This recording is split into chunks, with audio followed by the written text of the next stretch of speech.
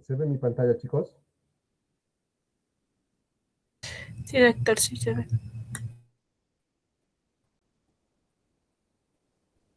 Ya, muy bien. Entonces,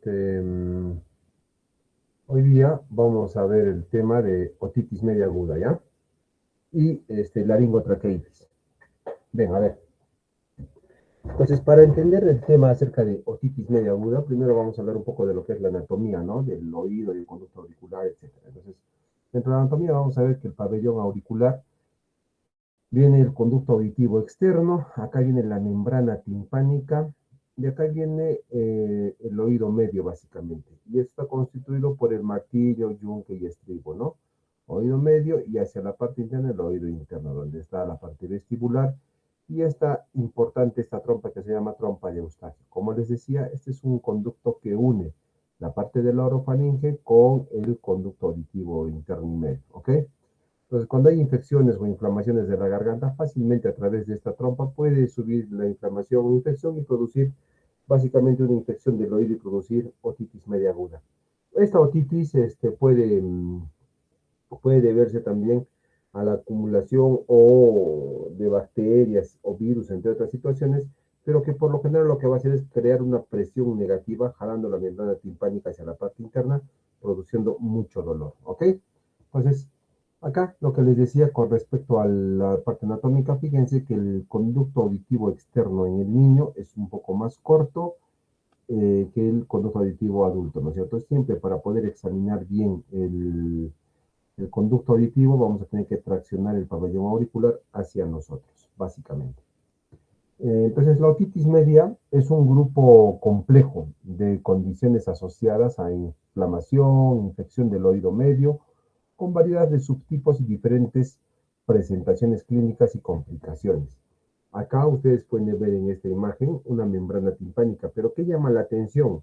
Que está pues roja, inflamada, eritematosa. Normalmente la membrana timpánica debe tener un color nacarado, así más o menos como este, pero incluso debería verse brillar el martillo, que es el primer huesecillo que está pegado al tímpano, tener una hiperrefringencia. Acá no, acá está opaco, la zona membrana timpánica eritematosa, roja, igual que el conducto auricular externo, ¿no? Entonces, en las definiciones vamos a ver que incluye, además de la otitis media aguda, la otitis media con efusión o con secreción y la otitis supurada, entre otros.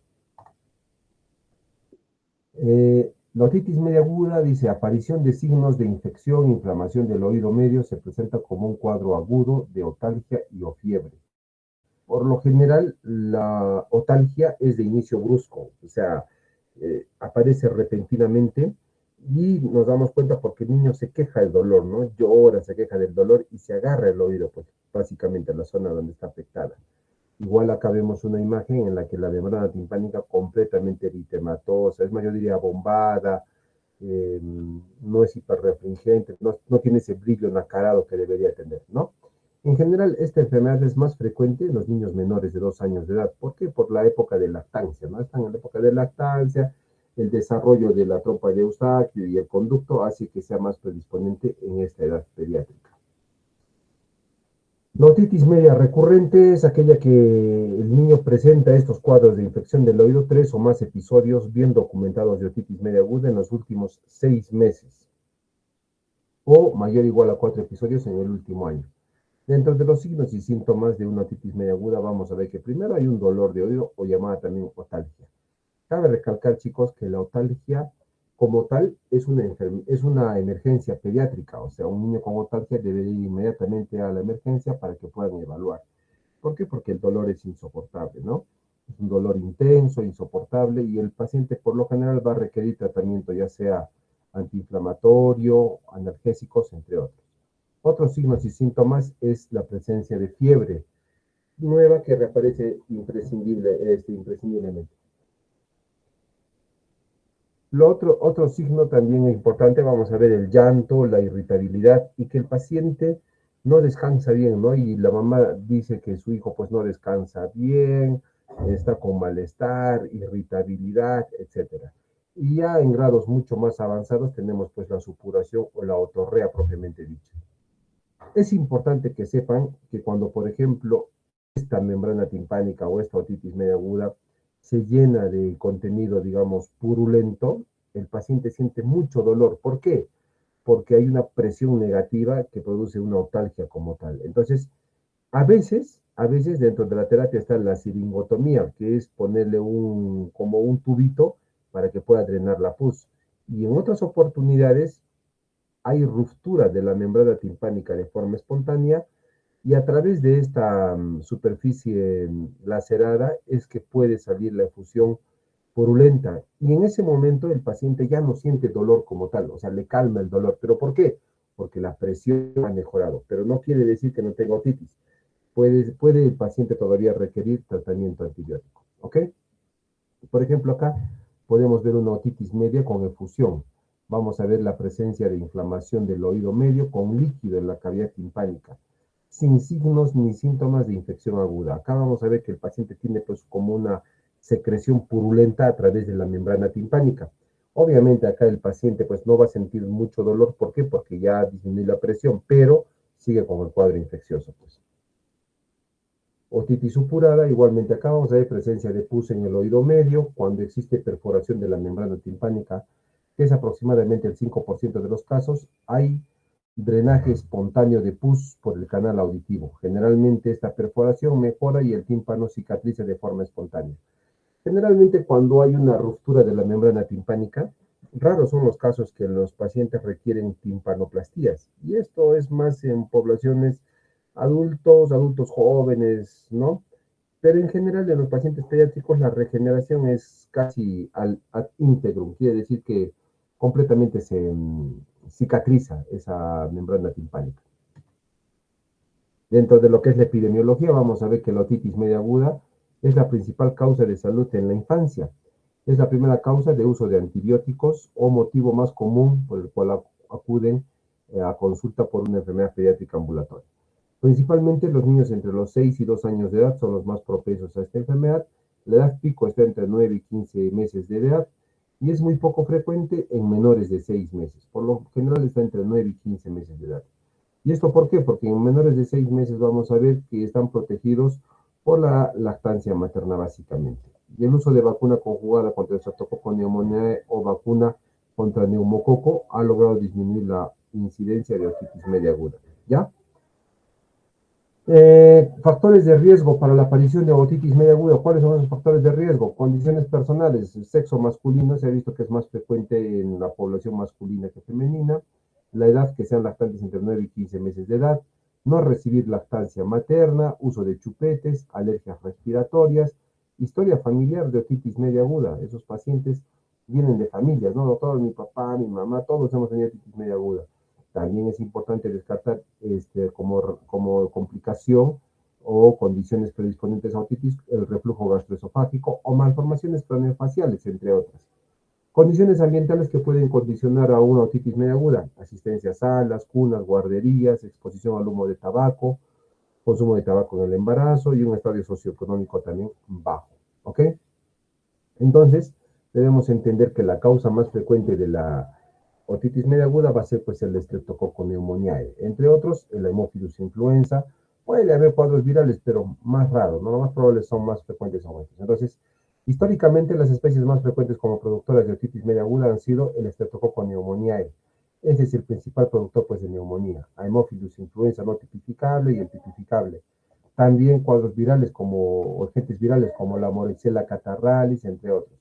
También algunos agentes bacterianos como el Streptococcus pyogenes, ¿ok? Ahora, este orden puede variar de país a país de acuerdo al uso de la vacuna conjugada neumocócica y las conductas de prescripción de antimicrobianos. Si estamos ante ¿cómo les puedo decir? Ante un ambiente en el que el uso rutinario de antibióticos está visto de forma normal, puede producir pues cuadros de otitis media aguda. ¿Por qué? Porque hay mala praxis, mala utilización de antibióticos, ¿no es cierto? Ustedes saben que el antibiótico tiene que indicarse adecuadamente teniendo una base o un sustento.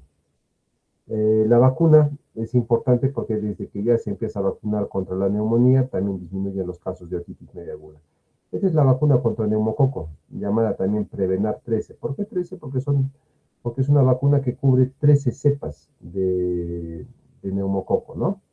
Y hoy en día tenemos ya el Prevenar 20, que llega hasta 20 cepas de protección contra neumococo. Entre los agentes bacterianos más frecuentes, el Streptococcus pneumoniae, el Anopheles influenza no tipificable, fíjense, 60 y 80% de los casos en diferentes estudios. Los menos frecuentes, el Piógenes, Catarralis, Clamidia pneumoniae, Mycoplasma, entre otros. Etiología de neonatos. En los neonatos es similar a los de los niños. Hay bacilos gram negativos entéricos, cerca del 20% de los casos, y el hallazgo ocasional de patógenos neonatales, como el Streptococcus agalactiae. Entonces, en la patogenia de esta enfermedad vamos a ver que primero va a haber por lo general una infección del tracto respiratorio superior, o sea, un resfrío, una faringitis, una rinitis, qué sé yo, una infección del tracto respiratorio superior. Luego va a haber una inflamación de la nasofaringe y la tuba auditiva, lo que les decía, la unión en la trompa de Eustaquio que va de la zona de la nasofaringe hacia la parte auditiva, ¿no? Aumento de mediadores inflamatorios, aumento de la colonización bacteriana y adherencia a las paredes de esta, disminución del barrido mucociliar a nivel local, disfunción tubaria, desarrollando presión negativa en el oído medio. Esta es la causa principal de la otalgia o del dolor, que es una disfunción tubaria que se va a desarrollar, y esto porque va a haber una presión negativa en el oído medio. Producción de pus, efusión timpánica, reflujos de otopatógenos y virus desde la nasofaringe al oído medio, y una respuesta inmune o inflamatoria local, producción de pus y signos y síntomas de otitis media aguda. La otitis media efusiva o serosa, vamos a ver que puede preceder a la otitis media aguda. En algunos casos puede durar por 3 meses después de la resolución de la otitis media aguda, ¿ok? Dentro de los signos y síntomas asociados a la otitis media aguda está pues principalmente la rinorrea, ¿no? Digamos, pacientes que tienen cuadros catarrales, respiratorios primeros, congestión nasal, fiebre, la aparición tardía de la fiebre después de 3 o más días de un cuadro respiratorio alto nos hace pensar en otitis media aguda. Por lo general, y esto es importante que sepan, cuando un paciente empieza un cuadro respiratorio, la fiebre pues no aparece al medio de la enfermedad ni terminando la enfermedad, va a aparecer los primeros días de la enfermedad, ¿no es cierto? Como lo que hemos visto en clases el día miércoles que hablamos de faringitis, es lo mismo, faringitis, rinofaringitis, si la fiebre aparece, va a aparecer al inicio de la enfermedad. Entonces, después de 2 o 3 días, la fiebre se autolimita, el paciente se siente mejor y la enfermedad pues se controla. En cambio, yo pienso en una otitis media aguda, si un niño, por ejemplo, que está resfriado, después de 3 o más días el paciente presenta fiebre o aparece fiebre, tengo que descartar otitis media aguda, ¿ok? También importante en los menores, por ejemplo, como ellos tienen signos inespecíficos, ellos no te pueden decir si les duele, si tienen fiebre, si tienen malestar. El simple hecho de tener un rechazo al alimento, que estén irritables, que tengan alteraciones en el sueño, que no puedan dormir, que el niño también nos hablan de signos de otitis media aguda. En los niños mayores ya pues ellos señalan, ¿no? Me duele el oído, este oído, hay una otalgia, puede haber una pérdida de la audición transitoria, temporal. Algunos pacientes pueden tener incluso torrea silenciosa, no se dan cuenta, pero que están con una torrea frecuente, edema y eritema retroauricular o casos de mastoiditis en casos ya de complicaciones. Para hacer un diagnóstico adecuado de la otitis media aguda es importante utilizar este aparatito que se llama el otoscopio. En realidad este es un otoneumoscopio. ¿Qué significa? Fíjense. Acá está el otoscopio que ustedes conocen, pero todo otoscopio tiene una puerta de entrada para una manguerita que va a conectar a un balón que va a producir presión. ¿Qué función tiene esto? Cuando yo observo al paciente, como ustedes ven aquí en la figura, y yo tengo el otoscopio a la mano, lo que puedo hacer es presionar el bombín o aumentar la presión y hacer que la membrana timpánica se mueva. ¿Por qué? Como yo aumento la presión, va a haber pues un flujo de aire que va a salir por acá por el otoscopio. Y ese flujo de aire va a hacer que la membrana timpánica pues tenga un movimiento, ¿no? Digamos, de contracción y retracción. Si hay ese movimiento, todo está bien, tiene que ir acompañado de un color adecuado, que no haya dolor. Pero si yo veo que está rojo, está inflamado, le hago la neumatoscopia y la membrana timpánica no se mueve, yo debo asumir que dentro, en el conducto auditivo medio, pues, hay alguna acumulación de líquidos, secreciones que puede ser la causante de la enfermedad. Entonces, dentro del diagnóstico es importante ver la hiperemia, la congestión, pérdida del brillo u opacidad de la membrana timpánica, abombamiento, y un cuadro signo es la presencia de otorrea o supuración en algunos casos, ¿no es cierto? Si la membrana está sin abombamiento ni fusión timpánica, no es una otitis media aguda. Si está abombada o tiene fusión timpánica y el dolor agudo es menos de 48 horas, es una otitis media aguda. O está roja, otitis media aguda.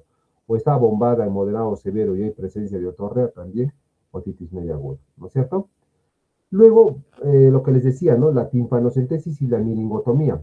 Fíjense, la timpanocentesis básicamente es, pues lo que vamos a hacer es sacar un poco de este líquido a través de una jeringa. Entonces, se absorbe a través de esta jeringa el líquido este purulento y disminuye la presión intra, ¿no? En otros sitios se puede aplicar la meningotomía, que es básicamente la utilización de este aditamento que va a hacer que haya una conexión entre el oído medio y conducto auricular externo. ¿Cuál es la desventaja de este dispositivo? Es que esto es como una puerta de ingreso, ¿no? Para virus o bacterias que puedan producir. Entonces, los pacientes tienen que tener mucho cuidado de que no estén expuestos a líquidos, contaminantes, entre otros. Por ejemplo, si el paciente está con una meningotomía y se va a la playa, pues hay riesgo de que entre pues, agua sucia y puede contaminar o infectar, ¿no es cierto? Por eso es importante eso. Dentro del tratamiento ya sabemos cuál es el diagnóstico, los signos y los síntomas de la otitis. ¿Qué tratamiento le vamos a dar? Básicamente, dicen, ¿no? Recomendaciones para el inicio de antibiótico terapia en otitis media aguda es en niños con 6 meses de edad o mayores, la presencia de síntomas intensos, fiebre alta, etcétera, entre otras. Lactantes bajos que tengan menos de 6 meses, siempre se da tratamiento antibiótico. Lactantes mayores de 6 meses, pero con diagnóstico certero de otitis media aguda, le damos tratamiento. Pacientes que tengan patología concomitante que requiera terapia antimicrobiana, por ejemplo, faringoamigdalitis. Si tiene faringoamigdalitis más otitis, le damos que dar tratamiento antibiótico. Cuando la evolución es desfavorable o la evolución no es buena, también se da tratamiento antibiótico.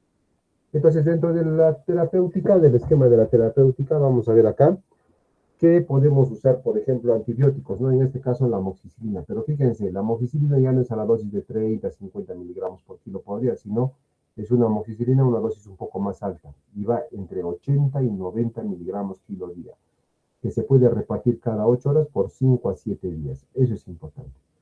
Si hay, digamos, si hay fracaso clínico entre los 2 y 3 días de tratamiento antibiótico, se cambia la amoxicilina por amoxiclavulánico.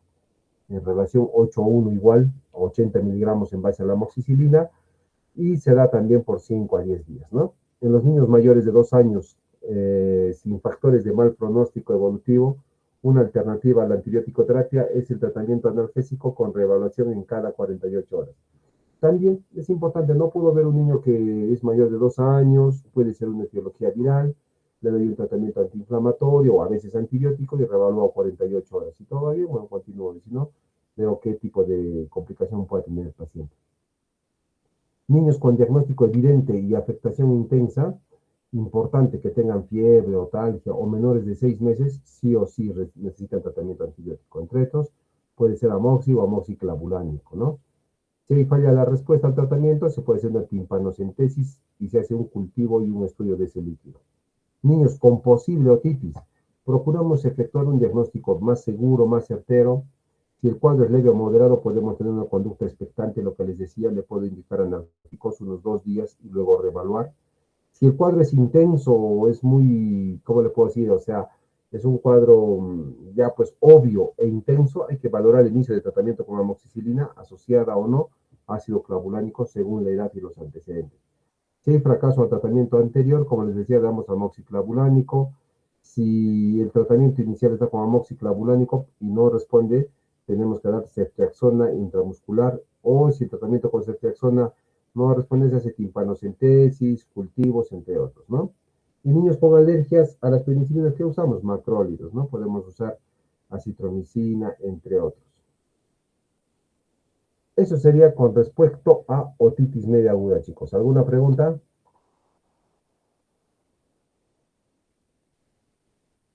Chicos, ¿alguna pregunta? ¿Todo está claro? Sí, doctor. Sí, doctor. Ya, muy bien. Entonces, podríamos concluir que la otitis media aguda es pues una enfermedad frecuente en la época de la lactancia, o sea, más frecuente en los lactantes. y tiene un rango de presentación entre los 9, 13 a 15 meses de edad en promedio. En ese rango de presentación se da. Y dentro de los signos y síntomas va a variar de acuerdo a la edad. Lo que sí es cierto es hacer un diagnóstico preciso, pero para hacer un diagnóstico preciso tienen que ver pues algunas características como la membrana, el conducto, hacerlo con un otoscopio o neumatoscopio. Y en el tratamiento básicamente usamos tratamiento antibiótico. Puede ser expectante cuando tengo alguna duda y revalúo a las 48 horas. Y si no hay una buena respuesta al tratamiento antibiótico de inicio, escalo, ¿no? Si es amoxia, amoxia clavulánico. Si es amoxia clavulánico, ceftriaxona.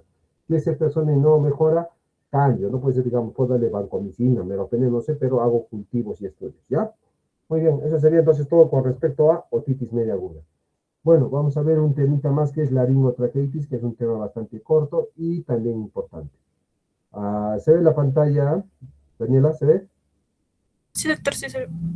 Ya, muy bien. Entonces, vamos a hablar ahora un poquito de lo que es la laringotraqueitis, también llamada CRUP. La laringotraqueitis o CRUP es una enfermedad respiratoria aguda de inicio súbito de presentación en edad pediátrica.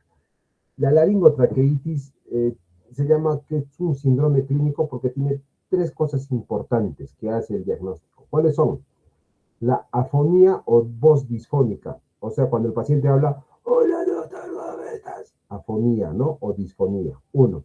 Dos, tiene una tos seca o llamada también tos perruna. Entonces el niño empieza a toser una tos más o menos así. Ah, ah, ah, ah, ah. Una tos tipo ladrido de perro, algunos dicen tipo foca, tos seca, intensa, etc. Y lo tercero que hay es el estridor inspiratorio. Es cuando el paciente hace ruido al momento de inspirar. Por ejemplo, ese es el estridor respiratorio. Entonces, esta triada va a ser el diagnóstico de laringotraqueitis. ¿Cuáles son? Estridor inspiratorio, tos perruna, tos seca y afonía o disfonía. Estos síntomas resultan de la inflamación de la laringe y las vías subglóticas. ¿Cuál es siendo el agente más causal? ¿Cuál es? El virus para influenza tipo 1 y el 2, que es el agente más frecuente identificado en estos casos. Por lo general va a haber una obstrucción rápida y severa en algunos casos que puede causar a veces hipoxia y paro respiratorio en algunas situaciones, ¿ya? ¿Por qué creen? Como hay una dificultad respiratoria es que se produce pues este estridor inspiratorio, ¿ok? Y la inflamación de las cuerdas vocales totalmente dichas. Entonces, en la laringotraqueitis o CRUP, el CRUP es una enfermedad respiratoria en la que va a haber estridor inspiratorio, tos perruna y ronquera o afonía. CRUP viral, también llamado CRUP clásico, comúnmente en niños de 6 meses a 3 años de edad, producida por un virus. Y por lo general los síntomas virales suelen estar presentes, o sea, estornudos, moco, tos, entre otros.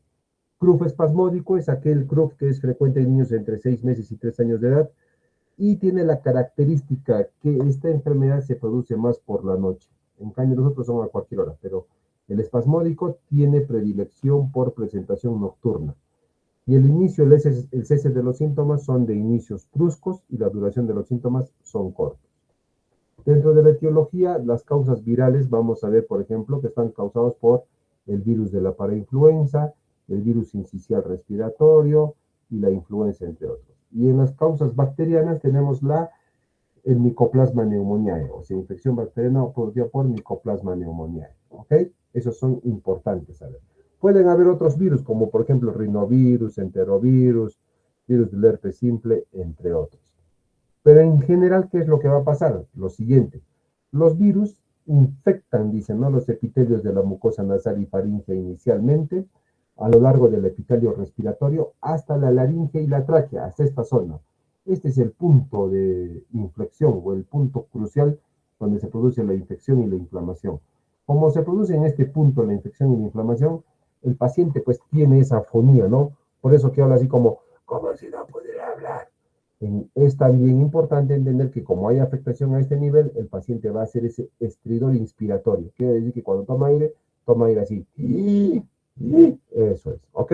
Por eso es importante, ¿no? El sello anatómico distintivo del CRUP, estrechamiento de las vías respiratorias subglóticas y la porción de la laringe inmediatamente debajo de las cuerdas vocales. Normalmente debería estar pues así, la parte traqueal, ¿no? De vías subglóticas. Entonces, ¿qué va a pasar? Hay una luz el músculo y la tráquea propiamente dicha. En cambio, cuando hay una infección o inflamación, sea por virus o bacterias, va a haber un aumento de esta inflamación del músculo liso engrosado, disminución de la luz por donde pasa y toda la sintomatología que hemos visto.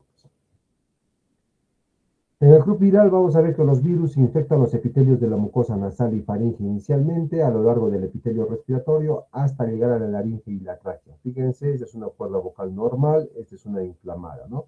Las cuerdas vocales están rojas, inflamadas, eritematosos, no hay por donde pase el aire. Fíjense acá, esta parte es la parte anterior, la parte posterior, o sea, acá está la parte anterior del cuello, la parte de traqueal y la parte del músculo, por acá músculo liso, ¿no? Entonces, esta es una cuerdas vocales normales y la zona anterior y posterior como corresponde. La zona subglótica en la parte de abajo, ¿no es cierto? Eso es importante. Entonces, en el club lo que va a haber va a haber un estrechamiento pues, de estas vías respiratorias subglóticas básicamente. En el caso del club espasmódico recurrente, lo que les decía, es aquel club que produce más por las noches. Y generalmente, ¿por qué? Porque va a haber una regurgitación o un reflujo.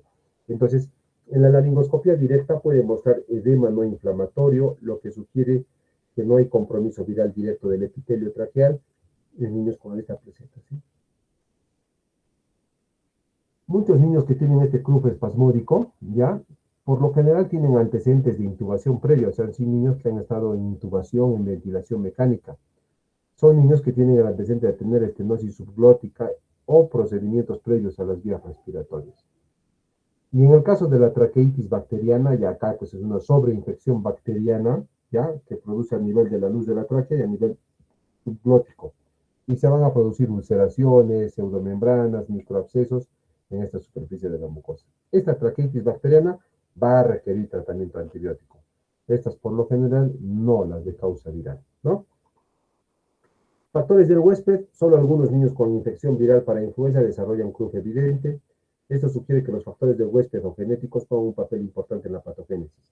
En general, lo que va a haber es este estrechamiento anatómico funcional de la vía respiratoria superior, esto puede ser congénito o adquirido. Va a haber una variación en la respuesta inmunitaria y la predisposición que tienen los niños a tener atopía por lo general.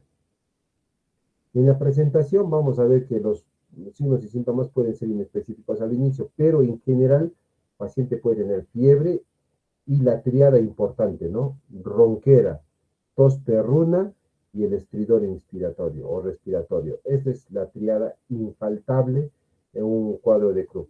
Algún día ustedes cuando estén en un centro de salud o en un policlínico trabajando, van a estar esperando, llamando pacientes o de repente pasan por ahí, van a escuchar a un niño toser como si fuera una foca o como si fuera un perro. Una tos tipo, ¡al, al, al! Entonces, al toque es una tos que llama la atención, es una tos que no es igual a las que hay con más frecuencia o a las más comunes. En esa situación yo tengo que pensar que estoy ante un paciente con CRUD. Entonces, esa es una emergencia y necesita ser atendido lo más pronto posible. Los síntomas generalmente se resuelven entre los 3 y 7 días, pero pueden durar hasta 2 semanas. En cambio, en el club recurrente, fíjense, básicamente porque va a haber una alteración a nivel del cardias, en el que va a haber una regurgitación o reflujo esofágico, gastroesofágico, y el paciente va a tener esas molestias básicamente por la noche, cuando está echado, por gravedad. Presenta tos, estridor, hay que considerar enfermedad por reflujo gastroesofágico. Los casos leves, ruidos respiratorios en reposo son normales, se pueden escuchar algunas sibilancias respiratorias leves. En los casos graves tenemos un estridor inspiratorio y expiratorio en reposo con retracciones supraesternales, intercostales, etc. Y letargo y agitación en casos de hipoxemia, aumento de la hipercapnia, paro respiratorio en algunos casos.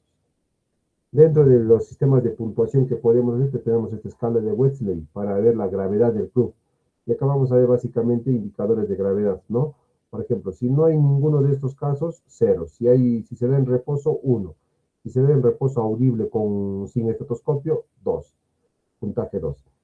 Puede ser, digamos, que el paciente no tenga ningún tipo de estridor respiratorio, o sea, no hace ruido al respirar, 0.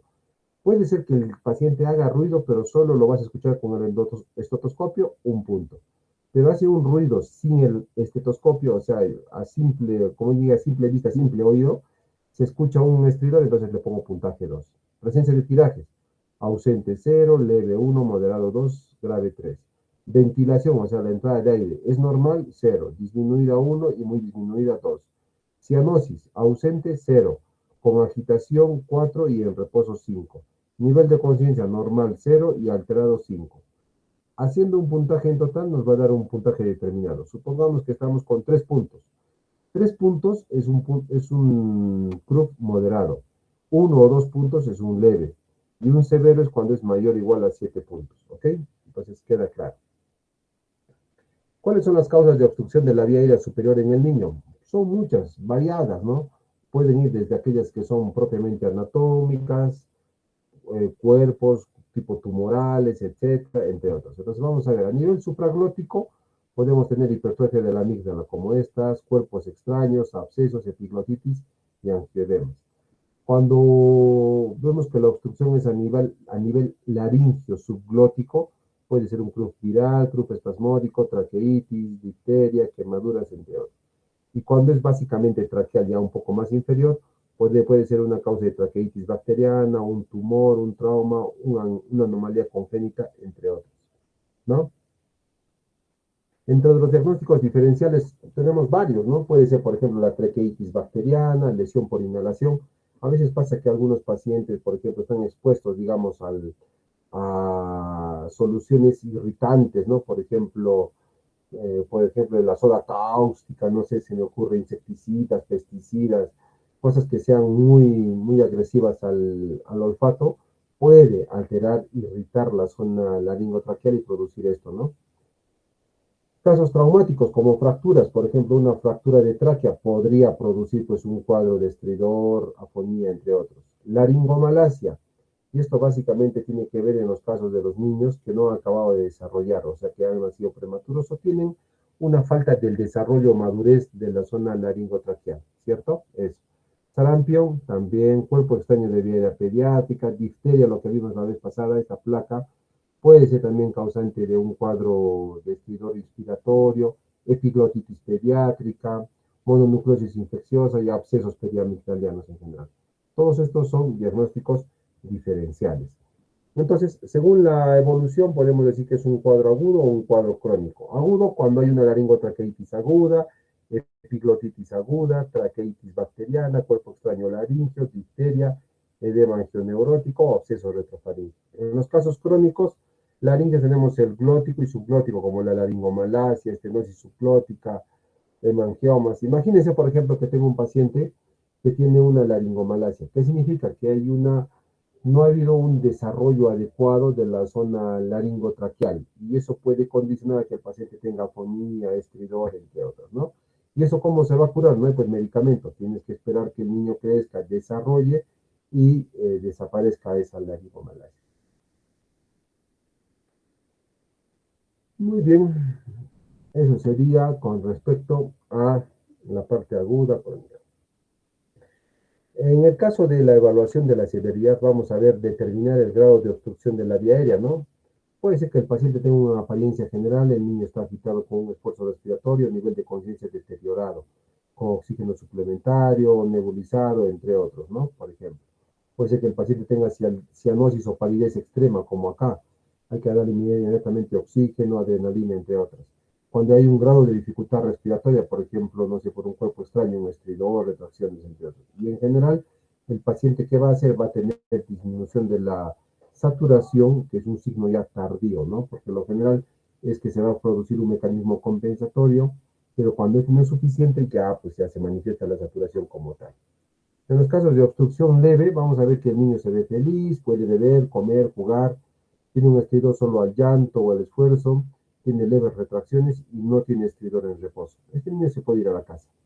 Siempre la recomendación en cualquiera de los tres casos va a ser de que el niño no llore, no se agite. ¿Qué pasa si el niño tiene esta inflamación y a pesar de eso el paciente llora, se fastidia, está irritable? Entonces va a aumentar la inflamación y por ende va a aumentar la dificultad del paso de aire. Una obstrucción moderada, vamos a ver que el paciente puede tener un estridor en reposo, retracciones intercostales, uso de músculos accesorios, entre otros, aumento de la frecuencia cardíaca, el niño tiene cara de preocupado, cansado y se hospitaliza. Y en los casos severos ya pues obviamente es un niño fatigado, exhausto, taquicárdico, que necesita administración de oxígeno, entre otros. La oximetría es importante porque nos puede dar, ¿no?, un estado de gravedad. Acá tenemos otra tabla de escala de Taussig para valorar el grado de Krupp, pero ¿qué características cuentan? Fíjense, ¿tiene o no tiene estridor? Si no tiene, 0. Si tiene 1, leve. Si tiene punto moderado, 2 puntos. Si tiene intenso, 3 puntos. Entrada de aire, si es normal, leve, disminuido o muy disminuido. Color, normal, entre otros, ¿no?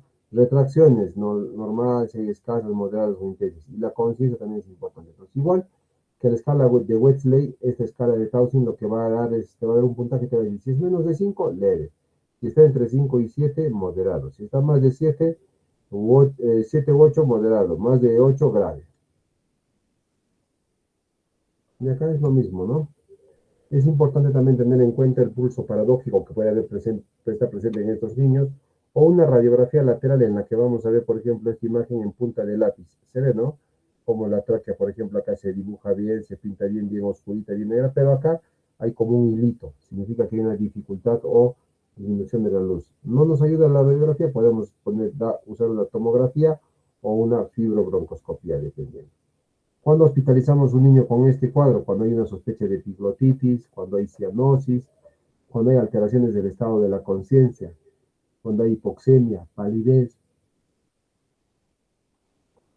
Cuando el paciente tiene estridor progresivo o en reposo, cuando el paciente tiene tirajes, tiene incapacidad de ingerir alimentos, cuando luce mal, cuando tiene agitación, irritabilidad, ansiedad, difícil acceso a un centro de atención, entre otros. Factores de riesgo, antecedentes de obstrucción severa o de la vía aérea previamente, anomalía estructural de la vía aérea, edad menor de 6 meses, reconsulta en menos de 24 horas, pobre respuesta al manejo inicial. Cruz leve, se maneja en el hogar, como les decía, evitamos la exposición al frío y usamos humidificadores en el hogar. Instrucciones de los cuidadores, ver que el paciente no haga estridor en reposo, que tenga una dificultad respiratoria, ahí tiene que traerlo al hospital, que esté pálido, que tenga ataques, fatiga, babeo, entre otros. Esas son condiciones para regresar a un hospital. El tratamiento ambulatorio es una dosis única de dexametasona. Le damos un tratamiento con corticoide y el corticoide que usamos de preferencia es la dexametasona vía oral. En este medicamento tenemos dos presentaciones. Uno que es la dexametasona de 0.5 miligramos en 5 mililitros y la otra que es dexametasona de 2 miligramos en 5 mililitros. Fíjense que la dosis es de 0.15 a 6 miligramos por kilo. Supongamos que pesa 10 kilos. 0.6 por 10 son 6 miligramos. Más o menos equivale a 3 cucharas o 15 mililitros si es que es de 2 miligramos por mililitro, ¿no? Eso es importante. Y también es importante utilizar un medicamento corticoide alterno que es la prednisolona o prednisona 1 miligramo por kilo. Y el tratamiento con epinefrina nebulizada suele ser necesario solamente en los casos de Krupp leve. O sea, perdón, el tratamiento con epinefrina no suele ser necesario en tratamientos de Krupp leve. Claro, si es leve, ¿para qué lo vas a nebulizar con epinefrina? Pero si es un moderado o un severo, se debe nebulizar con adrenalina. En estos casos decimos, ¿no? Un niño con Krupp grave debe abordarse con cautela, ya que cualquier aumento de la ansiedad puede empeorar la obstrucción. ¿Qué pasa si el niño está ansioso, está miedoso, temeroso y tiene un Krupp moderado a severo? Yo me acerco, va a llorar, va a gritar, se va a irritar y puede empeorar el cuadro, aumenta su desaturación, etc. Se debe indicar al padre o cuidador que sostenga o consuele al niño, se indica epinefrina nebulizada, entre otros. Se debe observar continuamente al niño y estar preparados para proporcionar algún tipo de ventilación, sea bolsa, mascarilla, entre otros, ¿no? Es una expectativa armada que hay que tener, pero esto previamente comunicado al padre de familia, explicándole cuáles son los signos de alerta. Entonces dijimos que en el tratamiento de inicio va a ser el uso pues del corticoide, en este caso la dexametasona, la dosis que les he dicho, y la epinefrina nebulizada también, importantísimo, ¿no? Después de 3 o 4 horas de que esté el paciente en observación, los niños que siguen sintiéndose cómodos pueden ser dados de alta si cumple con los siguientes criterios. ¿Cuáles son los criterios de alta? Primero, que el paciente no tenga estridor. Segundo, que la oximetría esté dentro de lo normal. Tercero, que haya un intercambio adecuado de aire. Cuarto, que haya un color normal. Quinto, un nivel hormonal de conciencia normal. Y 7, los cuidadores que entienden las indicaciones, ¿no? Antes del alta hay que programar un seguimiento en las próximas 24 horas. Cuando el paciente se hospitaliza, obviamente cuando el paciente necesita epinefrina nebulizada cada 15-20 minutos, cuando ellos están con síntomas moderados, con necesidad de oxígeno. A veces pueden llegar incluso pacientes a terminar en unidad de cuidados intensivos cuando el cruf es grave, cuando tiene un aspecto tóxico, cuando la necesidad de oxígeno suplementario no es la suficiente, cuando hay deshidratación severa, entre otros, ¿no? Entonces, eso es importante. Cuando se justifica la unidad de cuidados intensivos pediátricos, cuando hay una insuficiencia respiratoria, cuando hay síntomas severos o persistentes y que requieren dosis de epinefrina nebulizada, o pacientes que tengan condiciones subyacentes que colocan al niño en alto riesgo, ¿no? También se puede tener en cuenta. Manejo del paciente hospitalizado, le damos líquidos, se controla la fiebre, podemos nebulizar, damos oxígeno suplementario, niebla, dice, también se puede dar el aire humidificado para que mejore en algunos casos, y si no va bien, ya recurrimos a tratamientos más agresivos e invasivos, ¿no? Como la intubación, dosificación repetida de corticoides, monitoreo, entre otros. ¿Cuáles son los criterios de alta? ¿Cuándo le damos de alta a un paciente con CRUP? Cuando el paciente no tiene estridor, o sea, respira normalmente, cuando la pulsoximetría es normal, cuando hay un buen intercambio de aire, cuando el color del paciente es normal y cuando el nivel normal está de conciencia y cuando el niño tiene capacidad para tolerar líquidos con vía oral normal, ¿no? Entonces son criterios ya de alta. Muy bien, eso sería todo, chicos, con respecto a laringotraqueitis. ¿Preguntas? Entonces recuerden que la laringotraqueitis es importante saber y diagnosticar la triada, ¿no? ¿Cuál es la triada más común? Es esta de acá. La ronquera o afonía, la tos perruna o tos de foca, tos de ladrido, pongan lo que quiera. Y lo otro es el estridor inspiratorio o respiratorio, ¿no? Ese ruido que hace el para respirar, ¿ya? Muy bien, chicos, eso sería todo con respecto al día de hoy. No sé si tienen preguntas. Bueno, en vista que no hay preguntas, nos vemos el día lunes, por favor, ¿ya? Cuídense hasta el día lunes. Adiós. Le voy a enviar las diapositivas a vuestra Doctor, compañera Daniela. doctor, un Sí, favor, ¿me pueden enviar las diapositivas de sí, te las faringitis? envío. No, de Ya, Daniela. faringitis más, porque la anterior Ok, vez no se copió. ya, queda. Está Ya bien, nos vemos. gracias. Chao, Daniela.